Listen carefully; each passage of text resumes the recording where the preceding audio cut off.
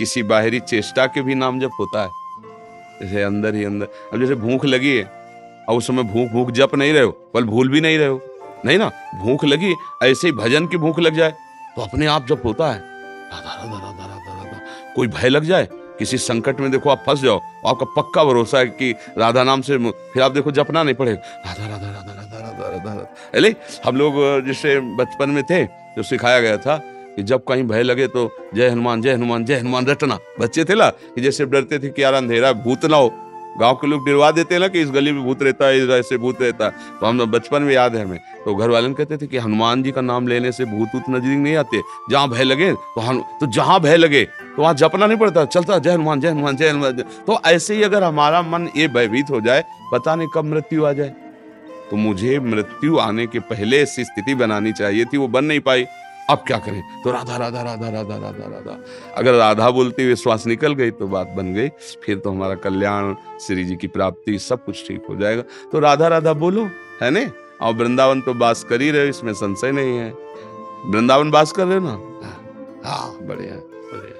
महाराज जी, मुझे लगता है कि मेरे अंतिम समय बिल्कुल नजदीक आ गया है। काफी समय से नींद में स्लीपिंग माइंड जागृत होकर बचपन से लेकर अब तक की सारी स्मृतियां बयां करना शुरू करता है, जिसकी वजह से मेरा राधा नाम भी छूटता है। मैं काफी शांत करने की कोशिश भी करता हूँ। ये सिद्धांतिक है कि अभी तो हमें नहीं कह सकते कि आ गई कि नहीं आ गई, तो भगवान जाने।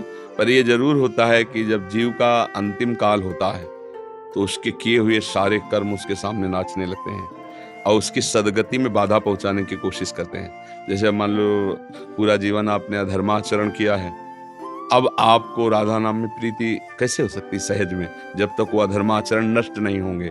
तो अब जब हमारा अंतिम समय आएगा तो हमारी दुर्गति के लिए वो पूरे के पूरे आचरण हमारे सामने छा जाते हैं।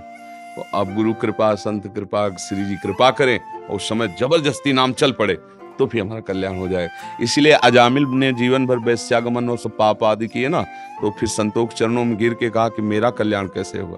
तो उन्होंने ये नहीं कहा भजन करो, क्योंकि जानते थे पापवंत कर सहज स्वभाव भजन, इससे भजन होगा ही नहीं। तो उनका अब तुम्हारा एक पुत्र होने वाला, एक और पुत्र होगा जिसका नाम तुम नारायण रख देना। अब क्या हुआ कि छोटा बच्चा और संतों की कृपा, तो नारायण पुत्र में आसक्ति हो गई, कोई भगवान से मतलब नहीं था उसका। तो मृत्यु के समय अपने पुत्र के प्यार में पुत्र को बुलाना दूर था, तो नारायण काम बन गया। भगवान के पार्षद आ गए, यमदूतों की फांसी काट दी और परम धाम गए। तो अगर किसी भी बहाने से कैसे भी नाम निकल आवे, पर है बहुत कठिन बात, जन्म जन्म मुनि यतन कराही ओ अंत राम कही आवत ना है। अंतिम समय नाम निकलना बहुत, पूरा जीवन अभ्यास इसी बात का तो संत जन करते हैं।